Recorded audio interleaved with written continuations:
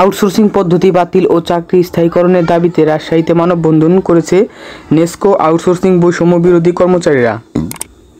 দুপুরে রাজশাহী মহানগরীর রেলগেট এলাকায় নেসকো অফিসের সামনে এই কর্মসূচি পালিত হয়। এতে অংশ নেয় আইসিটি বিভাগের রাজশাহী, বগুড়া, নওগাঁ, রংপুর ও দিনাজপুরের কর্মকর্তারা। মানববন্ধনে বক্তারা বলেন, আমাদের মূল দাবি জাতীয়করণ করা। এতে আউটসোর্সিংয়ের লোকদের যদি জাতীয়করণ করা সম্ভব না হয় তাহলে অন্তত যেন মাস্টার রুল হিসেবে করা হয়, কারণ কোনো কোম্পানির অধীনে থাকতে চাই না আন্দোলনরত কর্মচারীরা। এ সময় আউটসোর্সিং প্রক্রিয়ায় সেবা গ্রহণ নীতিমালা, ঠিকাদারের মাধ্যমে নিয়োগ প্রথা 2018 বাতিল করে কর্মরত সকল আউটসোর্সিং কর্মচারীদের বহাল রেখে বয়স শিথিল করে চাকরি স্থায়ীকরণের দাবি।